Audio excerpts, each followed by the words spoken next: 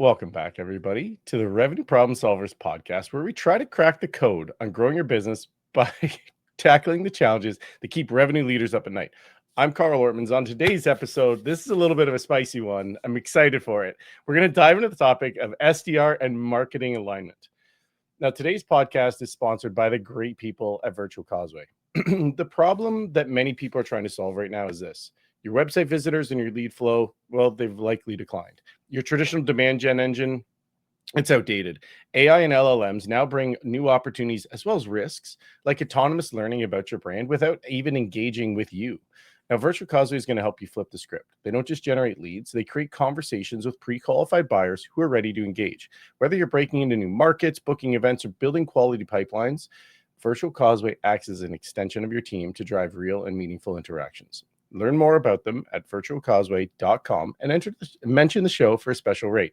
So my guest today is my good friend, Catarina Hoch. So Catarina and I were classmates through Pavilion when we took CMO school together. Well, my first time I took CMO school together, I should say, in Pavilion. And we had such an amazing group, so much so that we actually have a monthly chat still in the books. And actually, it's next week is our next one, where we log in and we continue to learn from her. So for those of you who don't know Catarina, or Kat, as we affectionately call her, she has an incredibly inspiring background. She joined this company called OperateX as a SDR back in 2016. In roughly a year, she was a VP. And if I'm correct from my research, she's also the very first woman on the board of directors with OperateX. Starting at the company when it was only 30 people, she's been instrumental in its growth in order to get to 750 people. Now, since then, Memory Blue has acquired OperateX, and Kat has taken on the role of VP of Global Marketing. And today, she's the Marketing as a Service business unit leader. She's a connector, a strategist, a human-centered leader, helping shape the future of sales development worldwide. On top of all of this, it's an honor to be able to call her a friend. Welcome to the podcast, Kat, and thank you very much for joining us. Oh, Carl, thank you. I never had somebody make such a cool intro about me. Love it. Really? My mom would be proud. Was that okay? Of course. Yeah, no, it sounds fun. And I think we just look back at our journey and we don't kind of give ourselves enough credit for things. So, but you laid it out beautifully. So thanks for that. My pleasure. It's kind of come up a couple of times with others. Like, can you come on the road with me? And I think I may be having a hype man as a new vertical or a new opportunity for me to go through. But as we get kicked off, can you maybe share with everybody a little bit about your world? What are the industries? What verticals do you work with? What are the selling motions? Like, what size companies do you work with? Yes, good question, Carl. So just coming back to what you mentioned, I was originally OperateX, which was acquired by Memory Blue, and we are an outsourced sales development company that helps B2B SaaS vendors to generate sales and pipeline through outsourced sales and marketing teams. And really, we have two big focuses. So in terms of the vertical, it's fully B2B tech, SaaS companies. And in terms of the size of companies, we work with very early stage startups or Series A, Series B startups that are just kind of getting off the ground and need to build their sales motion from scratch. And they often go down the route of outsourcing because, well, I guess it's a good route, especially if you don't have a lot of resources to train, on board, coach, get the technology in place, the data and everything like that. So this is one part of our business is really working with startups. And then the other side is large enterprise vendors where they often do have internal teams, but these internal teams sometimes are dedicated to just following up on inbound, or they are focused on a specific industry or a specific set of accounts. And then often they end up outsourcing to us different, new product lines, or if a company that they have acquired, no one really in the sales team gives a lot of focus on that, then they end up outsourcing specific areas of their business to us to have the teams running the sales development part. And some of the vendors, they just outsource the whole function to us. So I think anybody that has led an SDR team before knows that it's a tough gig. And we've been doing it for 23 years, and we have a very solid engine of recruiting, onboarding, training, coaching, managing, the teams, and we do that day in, day out. So we've made all the mistakes, we've learned all of it. We have a lot of data, a lot of stats, so we can be quite prescriptive. Prescriptive, yeah. About how to go about it. So yeah, that's kind of our where we sit. Nice. So as we started talking about having Kat on, I ask everybody the same question, and it's pretty traditional, right? What's a successful revenue initiative you've led, or an existing challenge that you have solved or are solving? And pretty easily and pretty confidently, Kat was like, it's SDR and marketing alignment, like with with confidence as well as excitement. So I do think that this is a topic, I am excited about this topic, because it's one that I think is really, what's the right word to use? Undetermined. Where does it sit?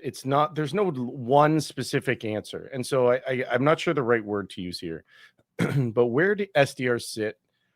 Is it sales? Is it marketing? Where does that go? But more importantly, though, and which I'm excited to learn from you about, is that marketing and SDRs, like, how does the alignment between marketing and SDRs look? And so maybe the best way to start this whole conversation, to ask the expert who's written many blog posts and ebooks and stuff, how come this topic is so highly debated? Yeah, good question. Why is it so highly debated? I think because there isn't a straight answer to it. I think it's a case by case scenario here. I couldn't tell you straight away, like, should SDRs report into marketing or sales, or should they be their own function? It will work differently for different companies. One, because you need to clarify what's the purpose of the SDR in your organization. Like, are these SDRs going to be following up on very warm inbound leads, like, I don't know, demo requests? Then they have one focus. Or should they follow up on inbound leads that are more like, I don't know, event leads, webinar leads, content syndication leads? Then that's different function. Or should they go fully outbound? Or should they be aligned to a specific ABM program? So where the SDRs sit in the organizations depends a lot on what their purpose is, right? And I've heard a CMO who turned CRO, Flo Broderick, who was on one of our podcasts, and she had a great answer to that question. And she said, SDRs should sit wherever they're going to get the most support, wherever they're going to be the most successful under that leadership, whether that's in marketing or in sales, or if it should be their own function. And I fully agree with her, because everybody knows that SDRs, they are often entry-level jobs for some people. Nowadays, SDRs sometimes earn as much as an AE and are super experienced, and they just love that function, and they don't want to become an AE or something else. So, you see a lot of people that have been SDRs for years, and that's what they love, and that's what they do, and that's what they're great on. So, but we also know that in lots of organizations, SDRs are a bit of they kind of help build out that pool of talent of the future sales leaders. We have a lot of cases of our alumni that they started at Memory Blue, and then they are now VPs of sales, or VPs of marketing, or CROs in organizations, and they all started their career with us. So it's amazing to see that trajectory, and we see it so many times. But what I want to say with that is, SDRs, especially when they are early on in their career, they just need a lot of hand-holding, right? They need to, because it's a tough job to be an SDR. One, because you need to be able to articulate super well the value proposition of the company. And if you go out there and ask for any CRO or even CEO to tell you what their value proposition is, people still struggle. People really struggle to boil down, why should people care about them? Why does it matter? What's their value? Like everybody talks about features, and then they will be able to say, oh, but we do this and that, and our technology does this and that. But like, what's the value? Why should somebody spend 30 minutes of their time listening to what you have to say? So I think, it's being able to articulate that message that often even company owners and people in high level jobs struggle to articulate. It's also a tough job in terms of you just need to be extremely persistent.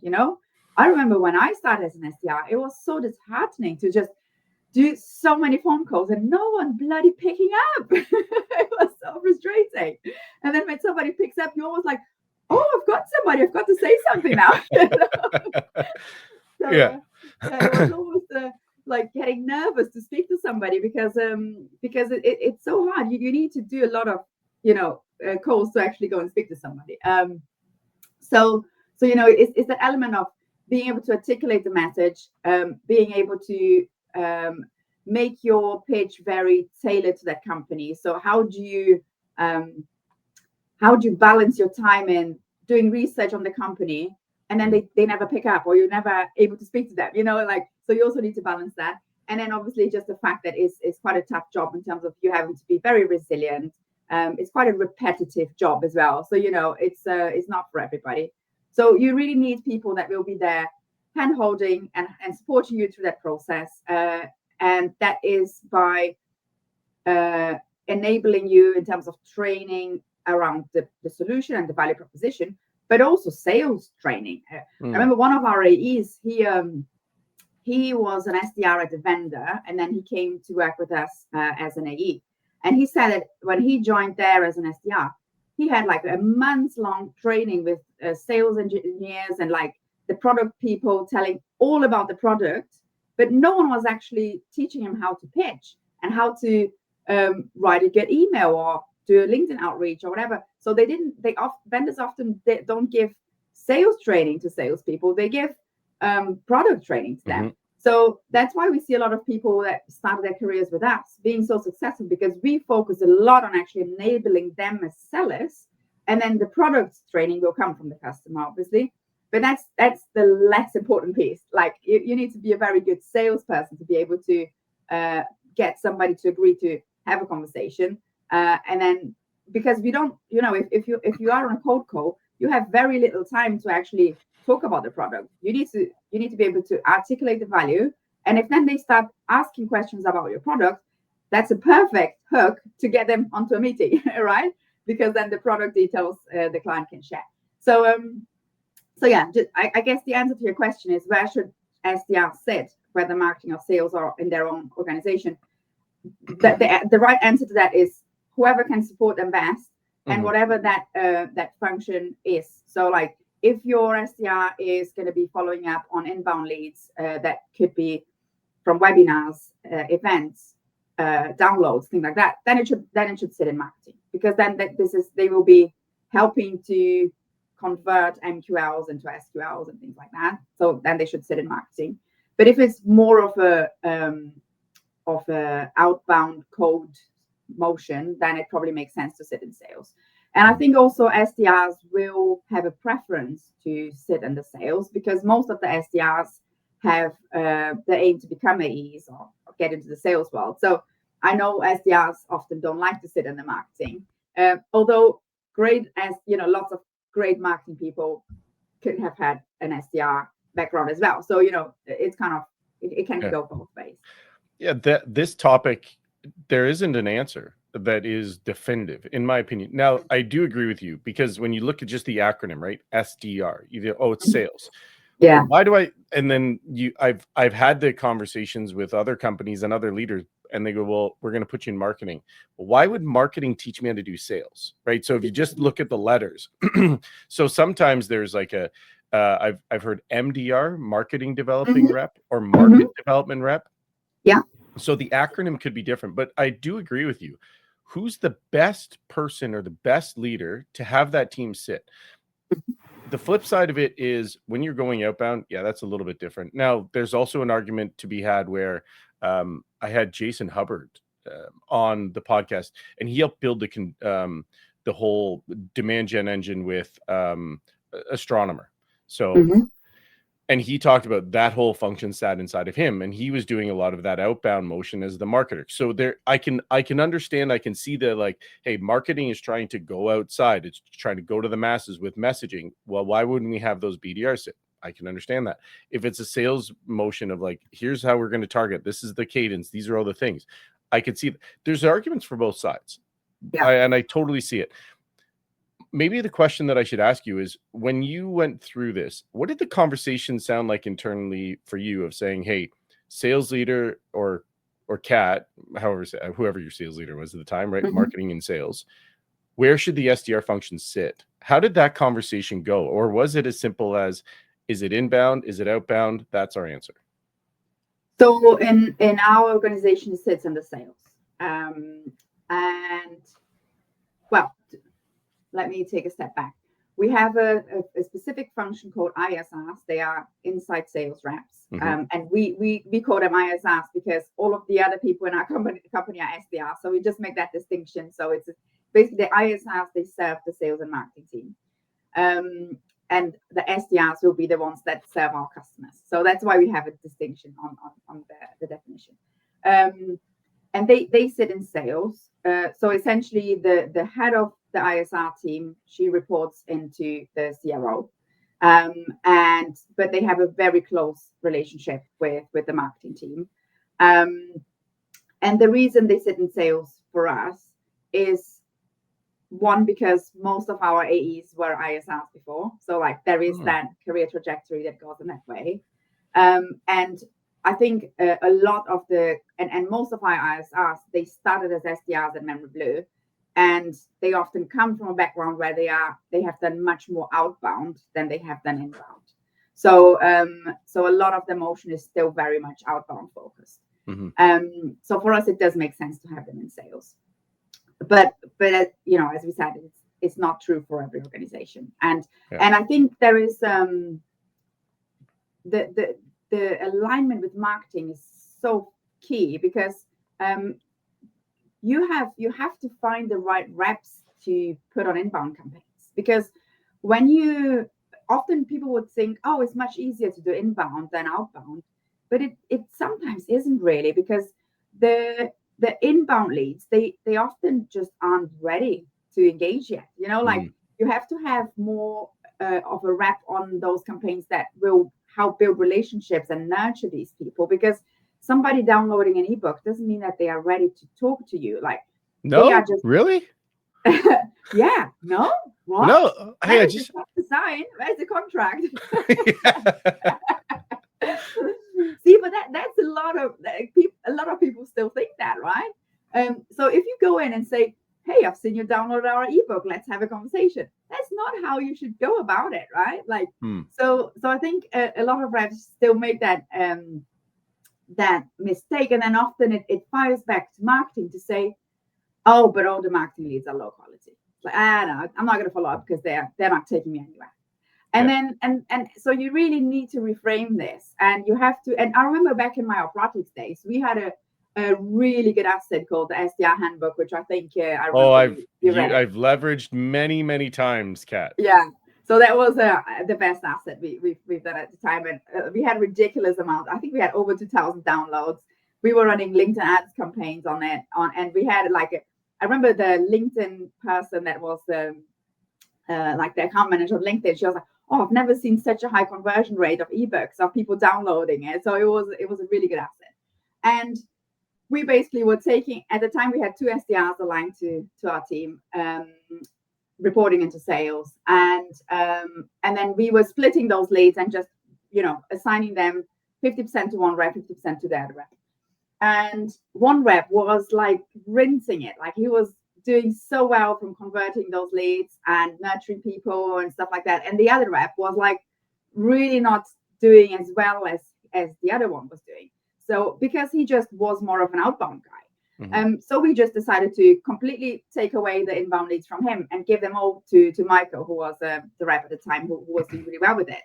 So you also need to identify the people that actually have the right sort of profile to align your campaigns to. Because if they treat the inbound leads as like, oh, they're just low quality leads and marketing I don't want to follow up on them.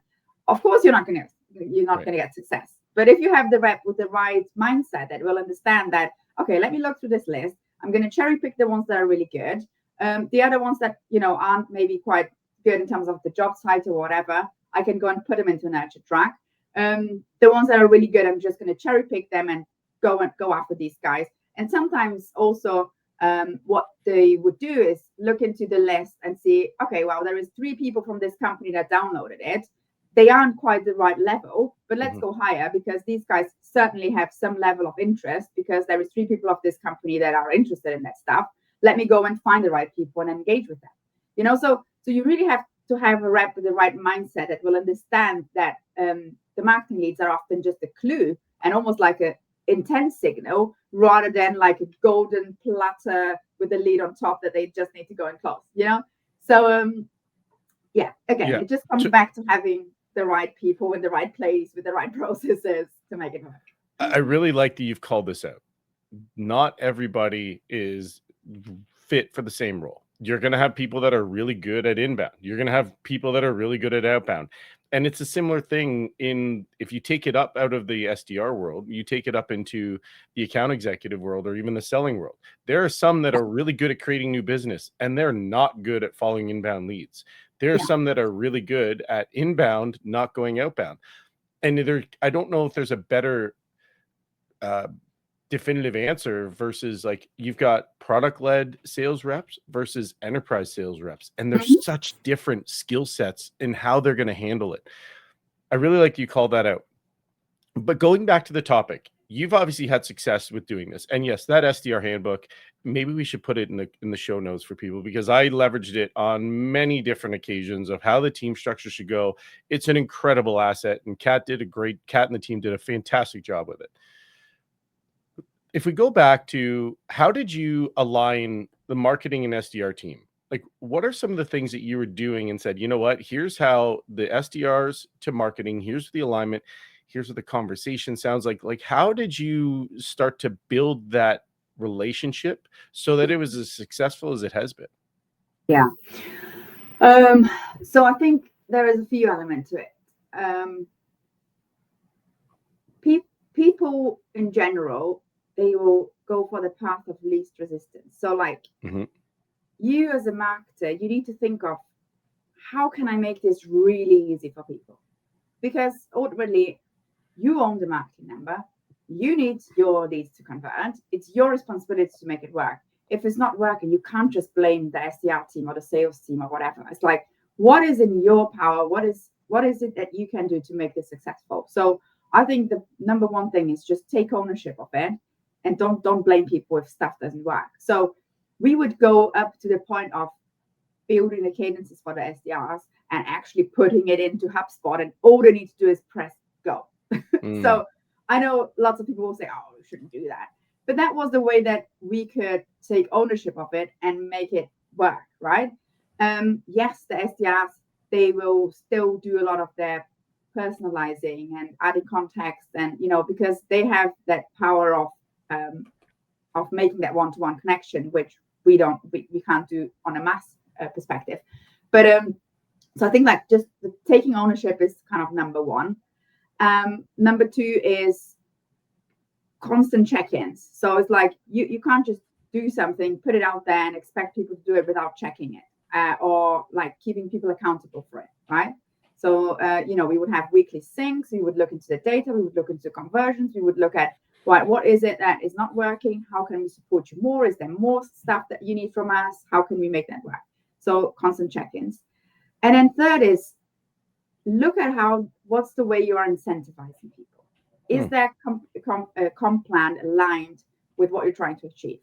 Because so many times you see companies paying SDRs on meetings booked or meetings sat, but they don't compensate on pipeline or revenue or conversions or whatever. And if you and as I said, people will take always the path of least resistance. So, and they will go where the money goes.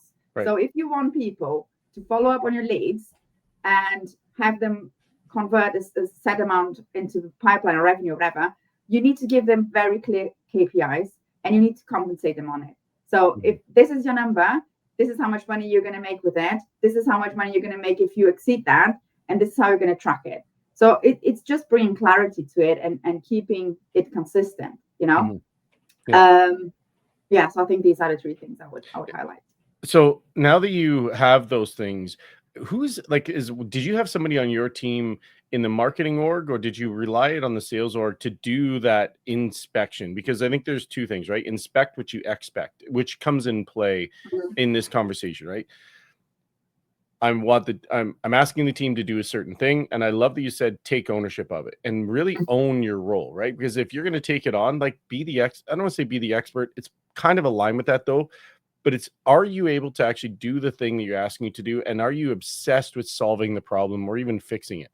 There are times where you've seen, oh, that person's got it, and I won't even ever look at it. But now when you take ownership of it, how are you doing that inspection? So did you actually have people on your team, or was there a person on your team on the marketing side that went and listened to calls and they looked at, is this sequence converting at a high rate, and how do we adjust and how do we optimize? Like, were you doing that with the team?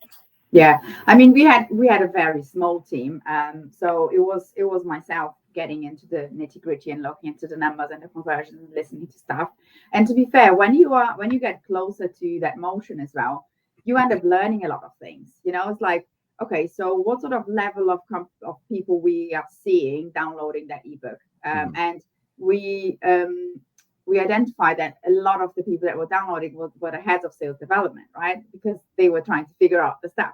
And often most of our targeting is focused more on CMOs and CROs. And obviously the heads of sales development, they would have a good influence, but they typically would be the ones that had their internal teams, So the bigger programs normally come from CMOs and CROs. So that sort of stuff, when you actually look into the numbers and the titles, and you kind of drill down into the data, that's when you learn stuff, and you then can take that back and say, okay, cool. Now we've done an asset for that audience. How can we elevate that to a different audience if we want to go into that audience? So I think the devil is in the details, Carl. Like I think obviously we weren't a huge organization at the time, and I could go and take ownership of that myself, but if you're a big organization, you need somebody in your team to be able to do that, right? Yeah. And it could be somebody maybe in marketing ops that goes into looks into the analytics and the numbers, or in demand gen, or I don't know. So, but you definitely need somebody that looks into that and understands the learning of it. I actually have a really cool stat that I wanted to share as well. I watched I was at an event where the VP of marketing at Chili Piper, she shared a stat, and they did an experiment of specific accounts, how long a sales cycle would take if it was just touched by marketing, or if it was just touched by us SDRs, or if it was touched by both. And they found that the sales cycles reduced by 36% when the accounts had multi-touch from sales and marketing together. So SDRs and marketing together. And I mean, 36% quicker. This is, I don't know, depending on how long your sales cycle is, it's like quarters often, or like months, right? Yeah. So, and obviously this is just one of the stats that came out of it. And I'm sure a lot of other things would have, come out of that alignment. And then you just think like, wow, but it's pretty obvious that sales, SDRs and marketing should be touching the accounts, and not just one or the other. Right. But then if everybody is listening to this, go and look into, like, are you clear on what are the accounts that marketing is targeting and what are the accounts that the SDRs are targeting? I can guarantee you that a lot of people will find discrepancies there. So, marketing is doing one thing, the SDRs are focusing on something else, and then the alignment just isn't there. And then they are surprised that the results aren't coming in. So, the stuff that just sounds so basic, but when you actually go into the details, you're going to start seeing the crux. It's incredibly true. There's a great podcast with Lenny. Lenny's podcasting has Brian Chesky, the founder of Airbnb, and he talks about the leaders are in the details. And I know that this is something actually Emmerich Arnaud, the CEO from Agorapulse, he's a huge advocate for this, of like making sure that leaders are in the details. And you're doing exactly that. But there is a comment there of, how do you know that sales and marketing do have an alignment? And it's as simple as that. Are we even targeting the right accounts, or are we targeting the right verticals? I don't know how many times I've seen it where it's like, oh, we believe it's this thing. Oh, we believe it's this thing. And we're talking on two completely different spectrums. And I would be willing to bet that if you went into if you went around your team today and said, what is the problem we solve and who do we solve it for? That's the question. And ask different people throughout the organization and see if you get the same answer. Run it at probably won't. No. And there is a great example of making sure that you have an alignment. And the thing you talked about is like getting into those details and going, okay, is this working? Do we have that? Going back to the accounts, there's a question that I'd like to ask you. I don't know the answer, how you're going to answer, but I have a clue. How did you align here with the sales team to say, what accounts are we targeting and why? Did you have the conversation with, what are the accounts you're going to target and why? These are the accounts we're going to target and why? And did it come together with an ABM motion? Did it have the intent signal? Like, how did you have that conversation to ensure that you did have alignment between SDRs and sales doing the same target accounts? Yeah. So for us, it started with an account list. Okay. And for us, it was like, okay, cool. Well, to be fair, let's take a step back. We looked into all of our active customers.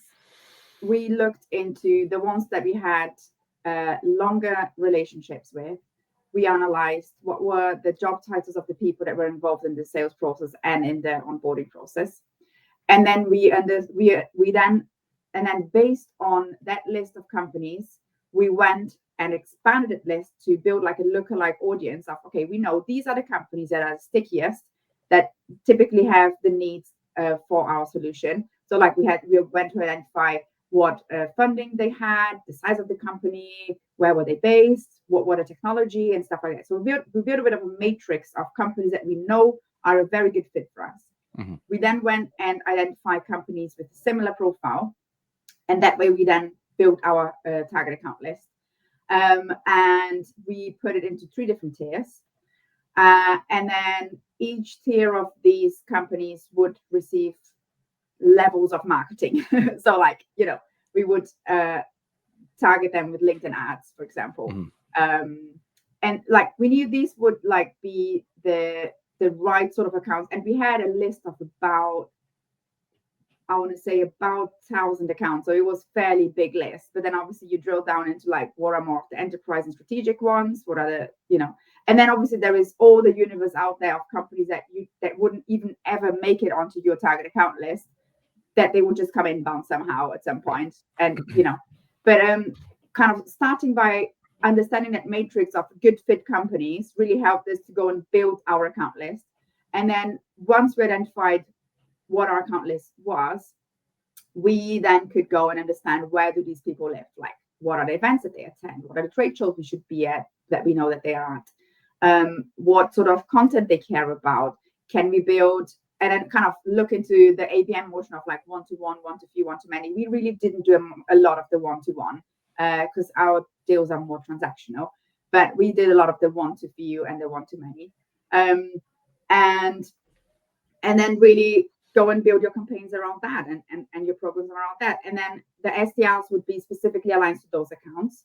And then any outreach would be just focused on that. And then even the ones that we were getting inbound from people that downloaded the ebooks and stuff, we would have filters in our CRM that would identify if it was a target account or not. So when the SDRs were following up on those leads, they could go and prioritize the ones that we knew were part of our target account list. Again, just making it really easy for them to take that signal and understand, okay, we know this is a really good one, let's go for it. So I like how you said the one-to-one, one-to-two, and one-to-many. That's what I heard. Hopefully I said that correct. One-to-one, one-to-few, and one-to-few. Okay, one-to-few. Yeah. Okay. So how did you then align that with sales? Like the one-to-many is I would say, I'm going to guess, that's the true marketing play of like, we're just going to create a bit of a groundswell to try to create a new audience and bring it together. The one-to-one is that sales directly to the customer, and then one to few is sales and marketing directly to the customer? How did you delineate the two? Yeah. So that pyramid of ABM, which is the one-to-one, one to few, and many, I think one-to-one is very much treating one account like a whole market. We never did that. So like I know large companies that have very big enterprise motions, they will go, I don't know, let's say Oracle is your customer and you want to expand Oracle, and there is like 60 countries where you could sell into Oracle, and you have 30 products that you can sell to Oracle. Like, you're literally going to treat Oracle as one market sort of thing, and you'll do campaigns just for them. Okay. And most of the one-to-one ABM motions, they are about upsells, like and cross sells. So I think very few companies would pick a one-to-one ABM motion to go into net new accounts, because we just know that the lift is too high. But, I mean, sometimes it's worth it, but most of the times the one-to-one ABM is more for existing companies. So for us, really, the one to few, which was mainly our focus, was trying to group those accounts by industry. So cybersecurity was a big one that we were going after. So let's group the companies in cybersecurity into one piece, and then we would do specific content pieces designed to the cybersecurity industry. We would have case studies dedicated to that.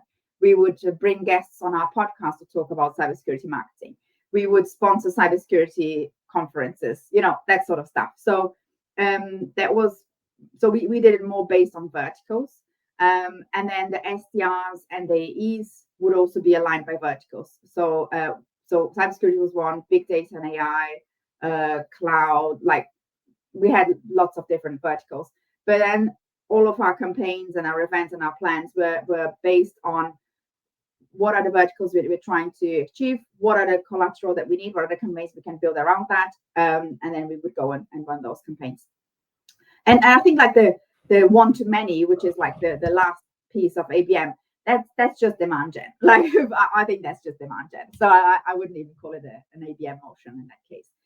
I think B2B is everything in B2B is ABM because we all need to be account based. Like we're all selling into accounts, right? So yeah. There's people that have the ability to say yes or no, but then there's also people that have the ability to raise a flag and say, hey, can we look at this thing? So you've got different aspects or different roles inside of a company. I definitely like how you approach that. Okay, so then maybe the last question is, when you approach this SDR, so SDR and marketing alignment, they're going to work really, really closely. You've got this account list.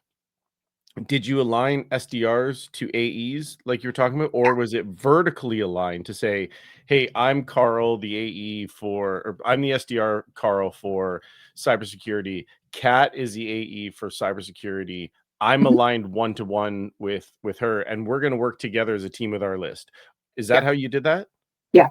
So it was both. It was the AEs were aligned by vertical, and the SDRs as well. So you just have a very clear talk track. You know what it is you're targeting. You're going to have the right companies that you can name drop. You'll know the right case studies to share. You'll know the right collateral to share with them. So that was the way that worked for us. Now at Memory Blue, that was back in Aquatics time. Now we've changed it by territories. Actually, we've been playing with it because there is also an element of I think the bigger the company becomes, the more complex it becomes, right? So it's sometimes hard to define, like, is it the right thing to do it by territory, or is it the right thing to do it by vertical? And to me, the answer is whatever creates less friction for the customer, right? Because here is the thing that also I disagree with, that I know lots of companies do. Lots of companies use SDRs to qualify inbound leads that are like high value form fills, so like demo requests. Somebody that comes to your website and says, I'm ready to speak to a salesperson. And then they go and have to go through speaking to an SDR to actually qualify if they're good or not. don't do that. Don't do that. Like if the person is ready to speak to you and ready to buy, they've done a lot of research already to make up their mind that they want to speak to you. Don't give it to an SDR to qualify, because you are adding friction to the process. Give it to an AE and they can progress it much quicker.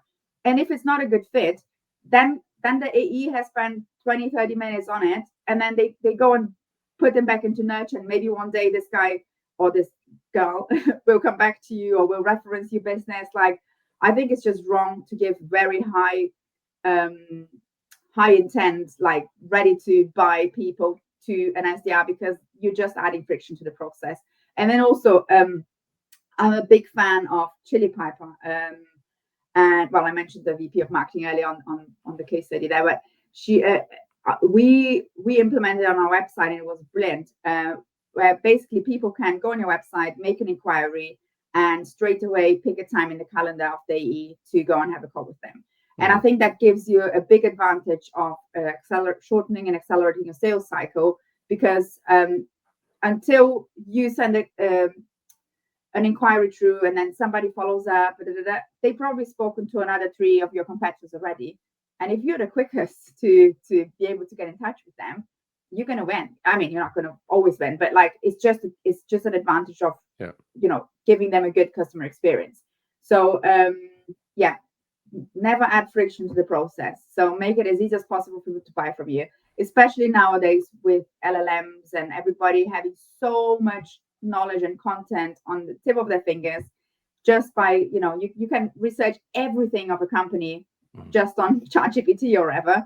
So when you're actually speaking to a salesperson, you should be much further down the funnel than you used to be years ago, where you actually had to speak to a salesperson to find out certain information. Now it's all out there. It's all available. Yeah. I like exactly how you said that. Align the skill sets, because what you talked about from the beginning, align the skill sets. Hey, an SDR handling inbound, a BDR or handling outbound, however the term is, we're going to put them in the right place. Mm-hmm. The same time is, for what reason would we try to requalify somebody who has already qualified to want to carry on? Yeah, I totally agree with you. And I think that there are times where we maybe try to overcomplicate our process, because it's like, well, it has to go through this. Well, you know what? Maybe it doesn't have to. If they're further down the funnel, let's meet them where they're at. And maybe that's the best way to say it. Let's meet them where they're at. You're early on, you're trying to figure some out. Great. We have a team that does that. Hey, I'm middle of the funnel right now. Great. We have a different team that does it. Let me meet you where you're at. And also, probably not for today, because I see the time and we're going to run out of it, because I know you have other things. But I think even coming back to that Chili Piper thing of how you've done that, I have lots of, I would love to sit down and talk to you a little bit more about your experience with that, because I had a different experience and the things that we did. So maybe that's another chat that we can do that. Cool. So looking at the time, maybe we should move to wrapping up. So I say this tip. I ask everybody this, and my comment is, everybody likes new and nobody likes different. When we do both at the same time, it can either cause friction or uncertainty. So for somebody who's listening to this and says, you know what, we've got to better align our SDR and marketing team so we can have higher quality outputs, etc. What are 2 or 3 actionable things that you would advise them when they come into the office on Monday morning, say, hey, go and look at these things or do these things and see if you can improve your alignment? What would that be? I think the number one is look at your target account list. Is it clear? Is everybody targeting the same companies? Because you'll be surprised. I think there will be a lot of companies that will be, oh, actually, yeah, we should be targeting it from a marketing perspective, but we are not really. Or, oh, the SDRs don't actually have that on their list. So, SDRs, sales, and marketing, are they all talking the same language and all targeting the same accounts? I think that's just the number one place to start, and you'll be surprised how many times people, they like set something up and forget. It's like, oh yeah, we've got these LinkedIn ads running, and then we haven't really updated the account list for 3 months, but then the sales team has already changed the companies they're targeting, and so like go and do a bit of a deep down into that. That's the number one task. And then I think that the second one is just follow through with things. It's like, don't just brief the SDRs on, oh, we've got this campaign going, and then here is the comms package, and go off with it. And then you never look back to see if they've actually done it, if they are seeing conversions, what are the insights they're getting. So, follow through with things. And number 3 is take accountability. So it's your campaign, it's your numbers, and the number should be shared across everybody. So yes, it should be everybody's number, but ultimately, if you take accountability, you'll be able to see where it's going wrong and fix it. If you just go and blame the others, then you can't really do anything about it, and you'll just keep pointing fingers at people, and you're just not going to get to any response and results. I don't think we could end it on any other better way. 3 great points. Mic drop. Yeah. Should we just hit end? Kat, this has been so much fun. I continue to learn from you, and you have such great experience. If somebody listening says, hey, you know what, I'm kind of curious to connect with Kat, where would you suggest they look to talk to you, or if they want to learn more? Sure. I'm quite active on LinkedIn, so I guess if you can pop my profile there, and these numbers, it's because I've got a little elephant emoji, because we've got an elephant in our logo. So yeah. But anyway, just go and find me there. I'm probably the only Catarina Hoch on LinkedIn. But yeah, I'd love to connect, and anybody has any questions about SDR world, marketing world, I'm happy to respond. Awesome. It's been a lot of fun to have this conversation with you. We've touched on certain things that, even in our other chats, Kat, that we actually don't typically talk about, and even getting a chance to hear how you think through it and the things you're doing. It's very clear as to why you've rose the ranks as quickly as you have, because you've taken clear ownership of it. You've taken the accountability. You've done the work. So a big kudos to you. And like I said it earlier, but thanks for allowing me to call you a friend and continue to learn from you. So, pleasure. No, absolute pleasure. And it's been a fun conversation. I'm very passionate about this. So thank you so much for having me on it. And yeah, it's been fun. Thank you. Nice. So that's going to wrap up another episode of today of the Revenue Problem Solvers podcast. Obviously, want to thank Catarina for these incredibly invaluable insights. There's strategies that she laid out, 3 of them, boom, boom, boom, that you can put into action on Monday morning. Remember, success leaves clues, and every revenue problem has a solution. Sometimes you just need the right conversation to have it. Until next time, it's Carl with the Revenue Problem Solvers, helping you turn obstacles into opportunities. Thank you for investing your time with us today. We'll see you on the next episode.